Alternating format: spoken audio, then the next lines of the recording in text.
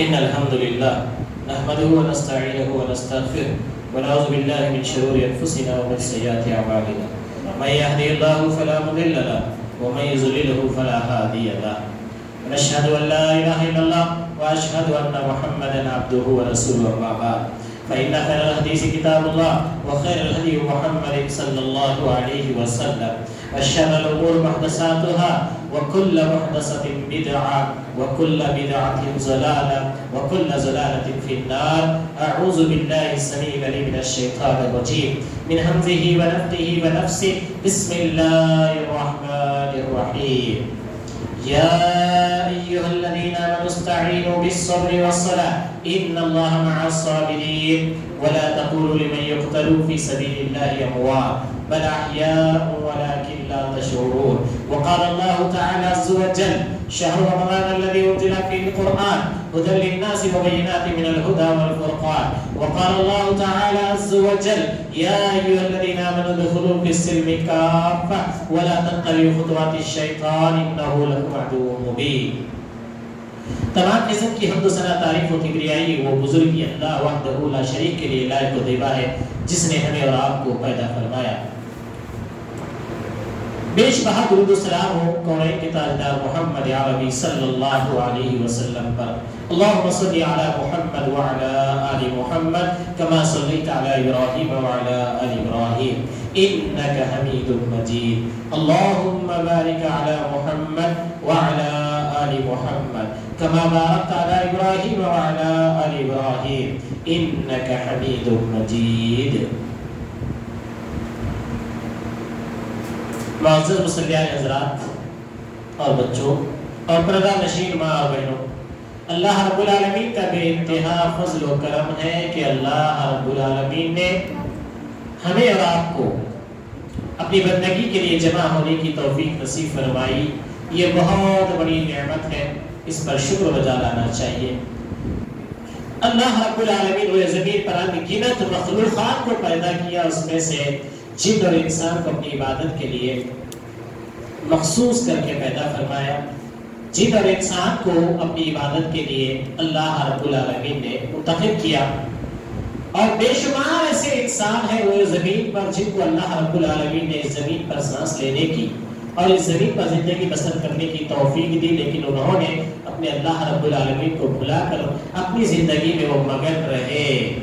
تو اللہ رب العالمین کا اس لیے بھی شکر ادا کرنا ہے کہ اللہ رب العالمین نے مجھے اور آپ کو اپنی زندگی کے ساتھ ساتھ اللہ رب العالمین کے لیے وقت نکال کر مسجد میں جمع ہونے کی توفیق نصیب فرمائی.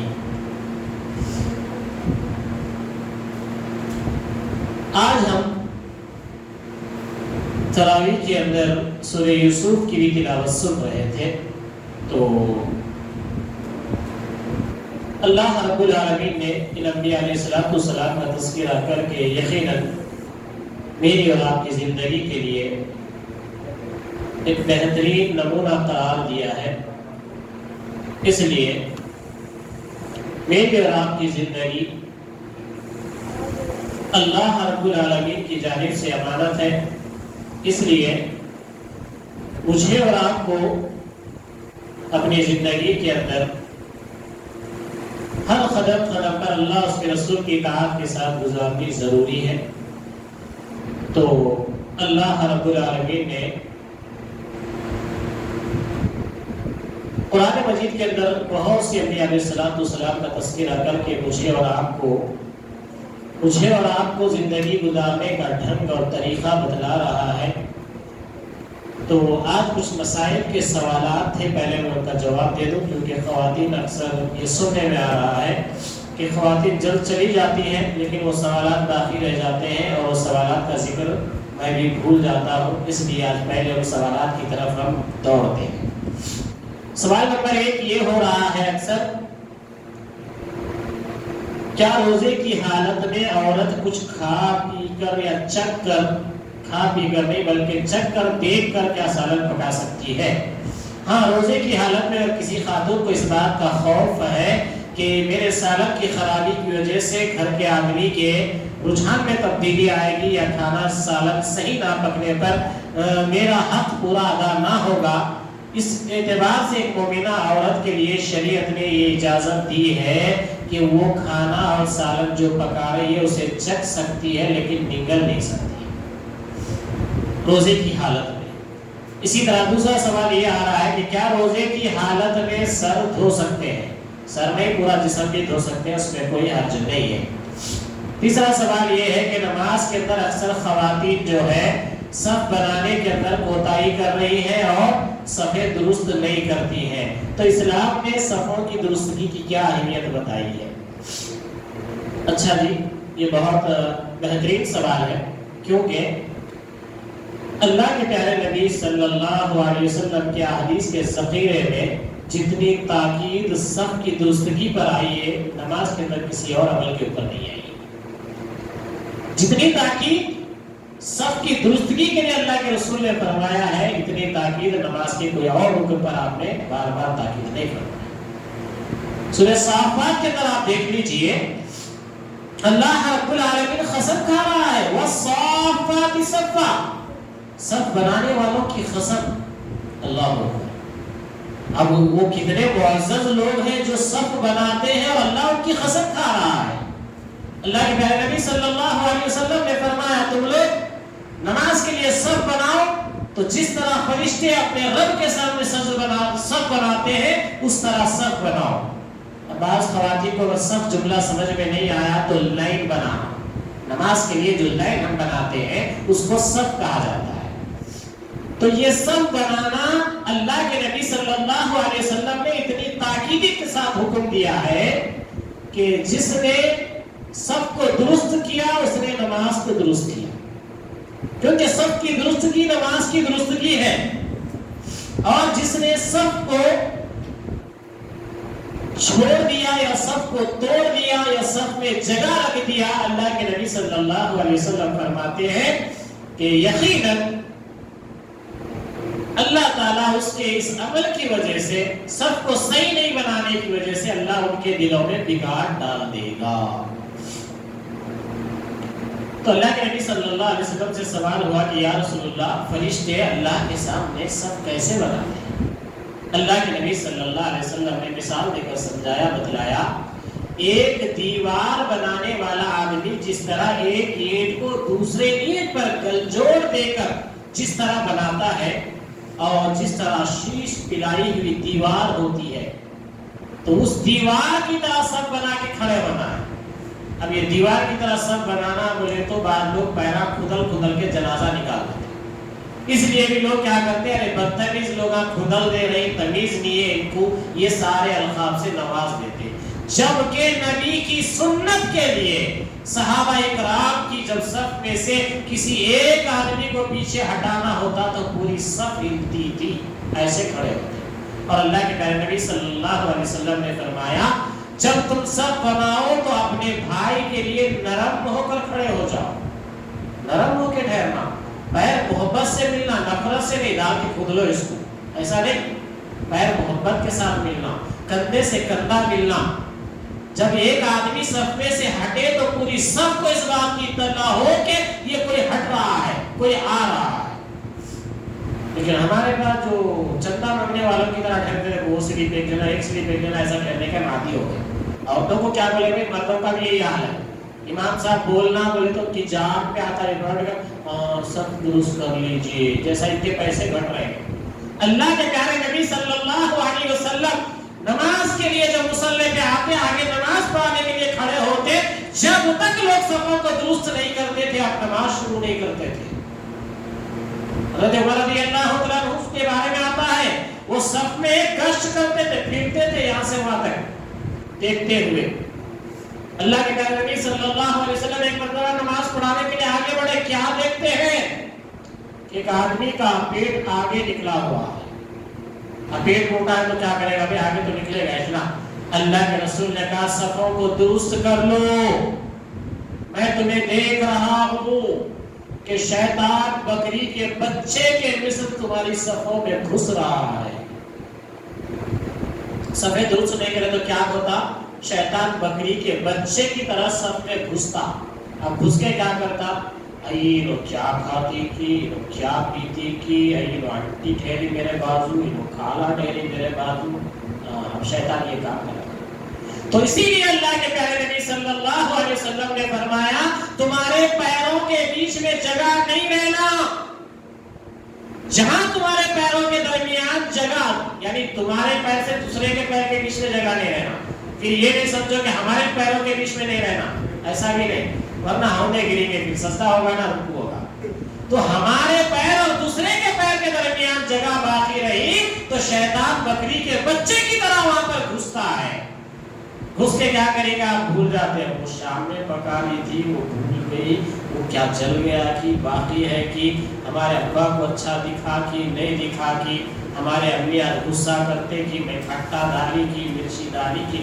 یہ سب شیطان وہاں نماز میں آتے ہیں. اب خالہ کو باجی کو یادش نہیں رہتا کہ میں کتنے رکعت پڑھی تھی. تو یہ شیطان کے لیے راستے ہم نہیں چھوڑنا تو ہم سب کو درست بنا.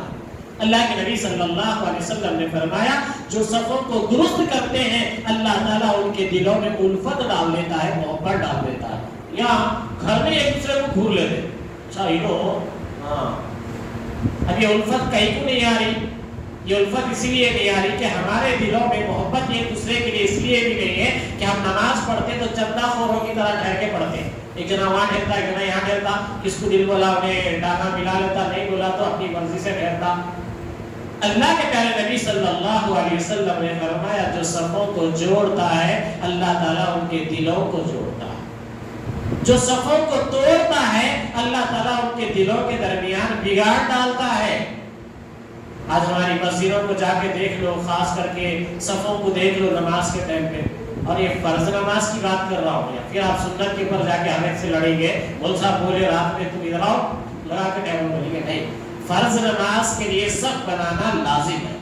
فرض نماز صف کے بغیر آپ کی نہیں قبول کی جائے گی. ایک حدیث میں ہے اللہ کے پیارے نبی صلی اللہ علیہ وسلم نے فرمایا جو صفیں درست نہیں ہوتی ہیں وہاں اللہ تعالیٰ کی رحمتیں بھی نازل نہیں. تو آپ اندازہ لگائیے نماز پڑھنے کے لیے آپ کھڑے ہیں، آپ پر رحمت نازل نہ ہو. صرف غلطی کیا ہو رہی ہے؟ غلطی یہ کہ صف جیسے ہمیں بنانی ہے ہم نہیں بنا رہے. اس لیے ساری کوتاہیاں ہماری زندگی میں کیوں آ رہی ہے؟ لا علمی کی وجہ سے آ رہی ہے، اس کی اہمیت نہ ہونے کی وجہ سے آ رہی ہے. اللہ کے حکم کو، رسول کے حکم کو سن کے لائٹ لینا یہ بہت بڑا گناہ ہے. یہی گناہ جو ہے ہمیں منافقت تک لے جاتا ہے. اس لیے اس سے ہمیں بچنا چاہیے. تو آئیے آج ہم چلتے ہیں اپنے موضوع کی طرف. تو آج میں کوشش کر رہا تھا کہ حضرت یوسف علیہ السلام کے تعلق سے تذکرہ کروں، لیکن بات بہت طویل ہو جائے گی کیونکہ وقت ہو رہا ہے. اس لیے میں کوئی اور موضوع پہ آج آپ کے سامنے بات رکھوں گا. اتباع محمد صلی اللہ علیہ وسلم ہی سب کچھ ہے. قل ان کنتم تحبون اللہ فاتبعونی یحببکم اللہ ویغفر لکم ذنوبکم واللہ غفور رحیم. سورہ آل عمران کی آیت نمبر 31 میں اللہ رب العالمین فرماتا ہے کہہ دیجئے کہ اگر تم اللہ سے محبت رکھتے ہو تو میری تابعداری کرو، خود اللہ تعالیٰ تم سے محبت کرے گا اور تمہارے گناہ معاف فرما دے گا، اور اللہ تعالیٰ بڑا بخشنے والا مہربان ہے. اب انسان اگر یہ بولے کہ ہم اللہ کو رسول کو بہت چاہتے ہیں، ہم محبت کرتے، تو نہیں. محبت کی دلیل کیا ہے؟ اے نبی آپ کہہ دیجئے اگر تم اللہ سے محبت رکھتے ہو تو میری تابعداری کرو، میرے نقش قدم پہ چلو. کیا ہوگا چلے تو؟ اللہ خود تم سے محبت کرے گا. اللہ نبی کریم صلی اللہ علیہ وسلم کو صرف مانتے بلکہ منہ سے نہیں بولنا، بولنے کے ساتھ ساتھ ویسے ہی ماننے کا نام اللہ رب العالمین کہہ رہا ہے کہ نبی اگر یہ آپ کی تابعداری کرے تو ہم خود آپ ان سے کہہ دو کہ اللہ تعالیٰ تم سے محبت کرے گا اور تمہارے گناہ معاف کرے گا. خالی محبت نہیں کرے گا، تم صرف نبی جو کرے وہ کرو گا، نبی جو کرنے کے لیے بولے وہ کرو گا، نبی نے جس چیز سے منع کیا ہے اس سے بچوں گا یا بچوں گی. یہ ارادہ تمہارا ہوگا تو اللہ کیا کرے گا؟ تم سے محبت کرے گا. دوسرے نمبر پر اللہ تمہارے گناہوں کو معاف کر دے گا اور اللہ تعالیٰ بڑا بخشنے والا مہربان ہے. اللہ رب العالمین فرماتا ہے قل اطیعوا اللہ ورسولہ فإن تولوا فإن اللہ لا يحب الکافرین. اللہ رب العالمین فرماتا ہے اے نبی آپ کہہ دیجئے کہ اللہ تعالیٰ اور رسول کی اطاعت کرو، اللہ تعالیٰ اور اس کے رسول کی اطاعت کرو، اگر یہ منہ پھیر لے تو بے شک اللہ تعالیٰ کافروں سے محبت نہیں کرتا۔ بولنے کا مقصد یہ ہوا اے نبی آپ کہہ دو اللہ تعالیٰ اور اس کے رسول کی اطاعت کرو، ان کی پیروی کرو، اگر یہ منہ پھیر لے نہیں مانے تو بے شک اللہ تعالیٰ کافروں سے محبت نہیں کرتا۔ تو جو اللہ سے اور اس کے رسول کی بات سے منہ پھیر لے انہیں کیا ہوا؟ کافر ہوا۔ اللہ کہہ رہا ہے ایسے کافروں سے اللہ محبت نہیں رکھتا۔ اب ہم سارے مسلمان ہاؤ جی یہ بھی کرنا ہے کہتے جی، ہاؤ جی ایسا بھی ہے کہتے جی، یہ نہیں کرنا ہے کہتے جی، خالی کہتے جی کرتے بیٹھیں گے، اگر نہیں کریں گے تو یہ ٹائٹل ہم پر بھی لگ جائے گا۔ بے شک اللہ تعالیٰ کافروں سے محبت نہیں کرتا۔ تو اسی لیے اتباع میری اور آپ کی زندگی میں ضروری ہے۔ وَمَا أَرْسَلْنَاكَ مِن رَّسُولٍ إِلَّا لِيُطَاعَ بِإِذْنِ اللَّهِ، ہم نے ہر رسول کو صرف اس لیے بھیجا ہے کہ اللہ تعالیٰ کے حکم سے اس کی فرما برداری کی جائے۔ اللہ کے رسول دنیا میں کیوں آئے تھے؟ میری اور آپ کی رشد و ہدایت کے لیے آئے تھے۔ تو اللہ رب العالمین فرماتا ہے اللہ تعالیٰ ہر رسول کو اس دنیا میں صرف اس لیے بھیجا کہ اس کی فرما برداری کی جائے، اور اگر یہ لوگ جب انہوں نے اپنی جانوں پر ظلم کیا اور تیرے پاس آ جاتے ہیں اللہ تعالیٰ سے استغفار کرتے اور رسول بھی ان کے لیے استغفار کرتے تو یقیناً یہ لوگ اللہ تعالیٰ کو معاف کرنے والا مہربان پاتے۔ اب تک زندگی میں ایسے بہت سے غلطیاں ہو گئی، ایسے بہت سے گناہ ہو گئے جو جانتے تھے اس کے باوجود بھی نہیں کرے، تو اللہ کہہ رہا ہے کہ اگر رسول سے کہتے، اگر یہ رسول بھی ان کے لیے توبہ استغفار کرتے تو اللہ رب العالمین یقیناً ایسے لوگوں کو اللہ تعالیٰ معاف کرنے والا مہربان پاتے۔ تب ضرورت اس بات کی ہے کہ جو غلطیاں ہم سے ہو رہی ہیں اس غلطیوں کے تعلق سے اللہ کی بارگاہ میں توبہ کریں۔ توبہ کا مطلب یہ نہیں ہے کہ ہاتھ لے کے دونوں گال پہ مار لینا۔ توبہ کا مطلب یہ ہے کہ جو گناہ آپ نے کیا ہے اسے آئندہ نہ کرنے کا اپنے دل میں عہد کر لے اور دوبارہ اس گناہ کی طرف نہ پھٹکنے کا مکمل ارادہ کر کے اپنی طاقت کے مطابق اس سے بچیں۔ یہ ہے توبہ۔ آئیے سورہ نساء کی آیت نمبر 65 میں اللہ رب العالمین فرماتا ہے فَلَا وَرَبِّكَ لَا يُؤْمِنُونَ حَتَّى يُحَكِّمُوكَ فِي مَا شَجَرَ بَيْنَهُمْ ثُمَّ لَا يَجِدُوا فِي أَنفُسِهِمْ حَرَجًا مِّمَّا قَضَيْتَ وَيُسَلِّمُوا تَسْلِيمًا۔ اللہ رب العالمین فرماتا ہے سو قسم ہے تیرے پروردگار کی یہ مومن نہیں ہو سکتے۔ کیوں نہیں ہو سکتے؟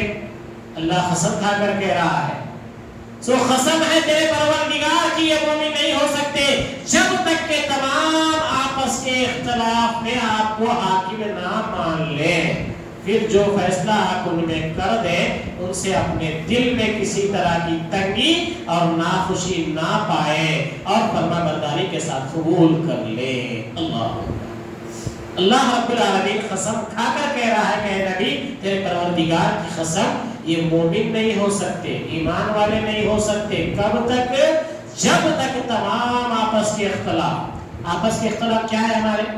انہوں نماز سینے پہ ہاتھ رکھ کے بنتے، انہوں کیا کی پیر سے پیر ملاؤ بولتے، انہوں آمین زور سے بولتے، یہ سارے اختلاف ہی ہے نا۔ اللہ رب العالمین کہہ رہا ہے کہ اے نبی قسم ہے تیرے پروردگار کی یہ لوگ مومن نہیں ہو سکتے جب تک کہ تمام آپس کے اختلاف میں آپ کو حاکم مانے، نبی کو جج ماننا، نبی جو بولے ہم وہ سن لیں گے۔ بھائی ہمارے بڑے کیا بھی ہم کو دیے ہوں گے، ہمارے مولوی صاحب کیا بھی ہمارے کو سکھائے ہوں گے، وہ سب کیا بھی ہوگا، لیکن نبی جو کام کرنے کے لیے حکم دیے وہ کرنا۔ اب ایک سوال آپ پر چھوڑ دو، دیکھیں گے انشاءاللہ تآخرات میں اس کا جواب لیتا ہوں آپ سے۔ آپ جو نماز پڑھ رہے ہیں وہ کہاں پر لکھی ہے کیا آپ کو پتا ہے؟ یہ سوال ہے آپ کے لیے۔ آپ جو نماز پڑھ رہے ہیں وہ نماز کہاں پر لکھی ہوئی ہے کیا آپ جانتے ہیں؟ آپ کو نہیں معلوم تو آپ کے امام صاحب سے یا جو خاندان میں جاننے والے ان سے سوال رکھیے۔ آپ جو بھی نماز پڑھ رہے ہیں وہ نماز کون سی کتابیں کہاں آپ کو ملی، اس کا کیا طریقہ ہے؟ نہیں، اکثر جواب یہی ہوتا ہے کہ نہیں ہم ہمارے بڑوں کو پڑھتے ہیں دیکھیں ہم بھی پڑھ رہے ہیں، لیکن تاخرات میں اس کا جواب دیتی ہوں آپ کو تفصیل کے ساتھ۔ تو یہاں پر جو آپس کا ہمارا اختلاف ہو رہا ہے مسلمانوں میں، ایمان کے دعوے داروں میں جو اختلاف ہے، یہ اختلاف کو دور کرنے کے لیے رب کہہ رہا ہے کہ تم تم سب مل کے محمد رسول اللہ کو حاکم ماننا، فیصلہ کرنے والے ماننا، وہاں سے جو فیصلہ ملے اس کو منہ بند کر کے، دل میں کسی طرح کی گھٹن نہ رکھ کے، دل کو صاف کر کے وہ فیصلے کو سن لیں۔ چاہے دنیا کے کسی بھی کونے میں سے کسی بھی عالم صاحب سے وہ نماز اٹھا کر لاؤ جو محمد رسول اللہ نے یا ان کے صحابہ نے پڑھ کے بتایا ہو، تو آپ کو اور مجھے سر جھکا کر اسے ماننا ہے، دل میں بھی کوئی برائی نہیں رکھنا ہے، اس چیز کو ماننا ہے، ٹھیک ہے؟ تو اللہ رب العالمین کہہ رہا ہے جب تک تمام آپس کے اختلاف ہے، تمام، خالی نمازش نہیں، ہر ایک کوئی بھی مسئلہ ہوگا۔ اور ایک بچہ سلام کرنا تھا، مولوی صاحب کی مسجد میں سلام کیوں نہیں پڑھتے؟ کبھی سلام کے اوپر بولوں گا جب معلوم ہوگا کہ کون سا سلام پڑھتے ہیں کون سا نہیں پڑھتے ہیں، ٹھیک ہے؟ تو قسم ہے تیرے پروردگار کی یہ مومن نہیں ہو سکتے جب تک کہ تمام آپس کے اختلاف۔ اب یہ اختلاف سلام کا کیا ہے؟ آپ کے پاس جمعہ کے دن فجر میں اٹھ کے مائک پہ رہ کے سلام نہیں پڑھتے، کون سا سلام؟ وہ جو ابا کو بھی ہم نہیں کرتے ویسا سلام، ابا کو بھی نہیں کرتے ویسا کرے تو ابا بھی مارتے بھگا بھگا کے، کیا بھی ہے سلام کرنے کا طریقہ کون سکھایا ہے تیرے کو؟ بولتے لیکن وہ طریقے سے ہم نبی کو کرتے، استغفر اللہ، اللہ حفاظت کرے ایسے لوگوں سے۔ تو اللہ کے پیارے نبی صلی اللہ علیہ وسلم کو حاکم اور جج ماننا ہمارے سارے اختلافات میں، یہ کہاں لکھا ہوا میں پڑھ رہا ہوں، سورہ نساء کی آیت نمبر 65 60 میں 5 آیت نمبر، اس میں اللہ کہہ رہا ہے سو قسم ہے تیرے پروردگار کی یہ مومن نہیں ہو سکتے جب تک کہ تمام آپس کے اختلافات میں آپ کو حاکم نہ مان لے۔ جب میں ایمان کا دعویٰ کر رہا ہوں تو اللہ قسم کھا کر کہہ رہا ہے اسی لیے میں میرے سارے آپس کے اختلافات کو میرے نبی کو جج بنا کر ان کی عدالت میں چھوڑ دیتا ہوں، میری جو غلطیاں نبی کے حکم کے خلاف آ جائے میں اسے کبھی چھوڑ دوں گا، اسی وقت میں اسے چھوڑ دوں گا۔ یہ ایمان والوں کا عقیدہ ہونا چاہیے، یہ ایمان والوں کا انداز ہونا چاہیے۔ اللہ رب العالمین آگے فرماتا ہے نبی کو حاکم نہ مان لے، پھر جو فیصلہ آپ ان میں کر دے ان سے اپنے دل میں کسی طرح کی تنگی اور ناخوشی نہ پائے اور فرما برداری کے ساتھ قبول کر لے۔ ایسا نہیں ہے کہ میں بولا بول کے نہیں، اور فلاں مفتی صاحب بولے بول کے نہیں، اللہ اس کے رسول کا حکم ہے، رسول نے یہ فیصلہ دیا ہے کہ تم اس طرح کرو، اس لیے فرما برداری کے ساتھ دل سے قبول کر لینا، اسی پہ زندگی گزارنا، وہی دی، ٹھیک ہے؟ آگے ایک اور آیت لیتے سورہ احزاب کی آیت نمبر 70، یا ایھا الذین آمنوا اتقوا اللہ وقولوا قولا سدیدا، اے ایمان والو اللہ سے ڈرو اور سیدھی سیدھی سچی باتیں کیا کرو۔ اللہ ایمان والوں کو بات کرنے کا طریقہ بتلا رہا ہے، کیسا طریقہ؟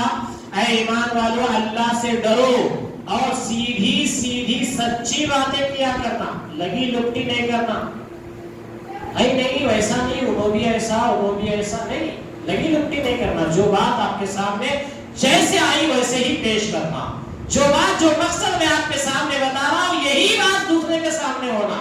ایسا نہیں ہے کہ میری طرفداری کرتے ہوئے نہیں مولوی صاحب کچھ تو بولنے میں ایسا ہوا ہوگا، انہوں بھی ایسی بولتے انہوں بھی ایسی کرتے، نہیں، جو بات جو مقصد میں صاف سیدھا آپ کے سامنے کہہ رہا ہوں وہی بات۔ تو ایمان والوں کو اللہ رب العالمین کہہ رہا ہے تم اللہ سے ڈرو اور سیدھی سیدھی سچی باتیں کیا کرو، جھوٹ نہیں ملاوٹ رہنا اس میں۔ سورہ احزاب کی آیت نمبر 71 میں اللہ رب العالمین فرماتا ہے یصلح لکم اعمالکم ویغفر لکم ذنوبکم ومن یطع اللہ ورسولہ فقد فاز فوزا عظیما، تاکہ اللہ تعالیٰ تمہارے کام سنوار دے۔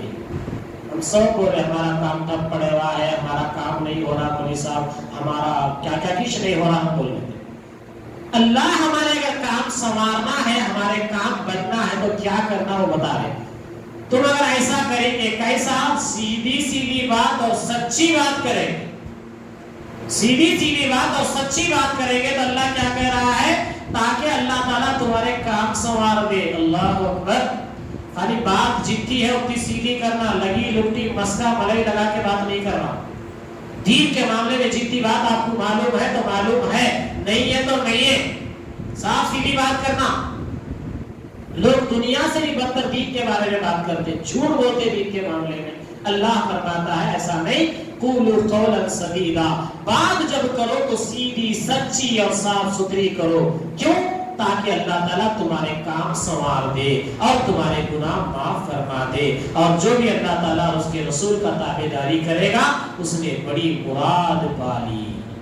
جو اللہ اس کے رسول کے حکم کو مانتا ہے, اللہ اس کے رسول کے نقش قدم پر چلتا ہے, اللہ رب العالمین فرماتا ہے کہ اس نے بڑی مراد کو پالی. سورہ حدید کی آیت نمبر 28 میں اللہ کہہ رہا ہے یا ایھا الذین آمنوا اتقوا اللہ وآمنوا برسولہ یؤتیکم کفلین من رحمتہ ویجعل لکم نورا. اے وہ لوگوں جو ایمان لائے ہو, اللہ سے ڈرتے رہا کرو اور اس کے رسول پر ایمان لاؤ. اللہ تمہیں اپنی رحمت کا دوسرا حصہ دے گا اور تمہیں نور دے گا جس کی روشنی میں تم چلو پھرو گے اور تمہارے گناہ بھی معاف فرما دے گا. اللہ بخشنے والا مہربان ہے. اللہ اور اس کے رسول کو ماننے کا ایک فائدہ یہ ہے جو اللہ بتا رہا ہے اے وہ لوگوں جو ایمان لائے ہو اللہ سے ڈرتے رہا کرو.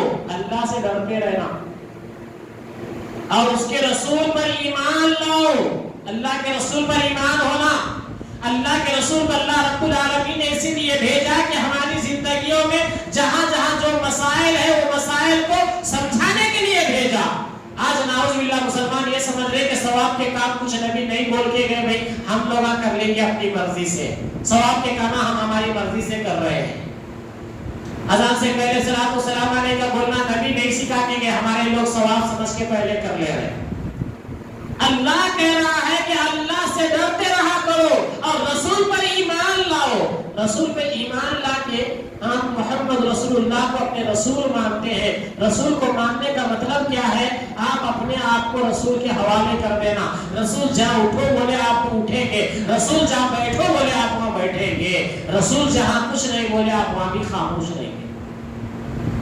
تو اللہ رب العالمین فرما رہا ہے رسول پر ایمان لاؤ, اللہ تمہیں اپنی رحمت کا دوسرا حصہ دے گا. اللہ رسول پر ایمان لانے کی یہ برکت ہے کہ اللہ اپنی رحمت کا دوسرا حصہ تمہیں دے دے گا اور تمہیں نور بھی دے گا. اللہ اکبر.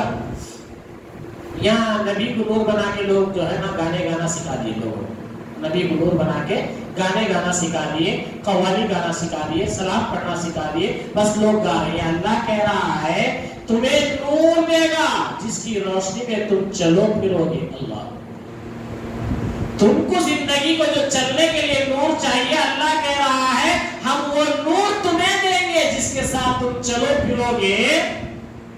تو کیا ہوگا؟ اللہ فرماتا ہے تمہارے گناہ بھی معاف فرما دے گا. اللہ بخشنے والا مہربان. تو اللہ نور ہماری زندگی میں اگر دے دے, اللہ ہدایت کا نور ہماری زندگی میں دے دے, ہم وہ زندگی میں لے کر چلے پھریں گے. اللہ کہہ رہا ہے اس نور کی برکت سے. نور سے مراد یہ کیا ہوگا؟ اللہ کا کلام, نبی کی شریعت, اللہ کا دین ہے. یہاں نور سے مراد کوئی لالٹن نہیں ہے, کوئی بیٹری ٹارچ نہیں ہے کہ اللہ ایک دے دے کہ آسمان سے تم اس کو لے کے گلی گلی پھریں گے, ایسا نہیں. یہ نور سے مراد اللہ کا دین ہے.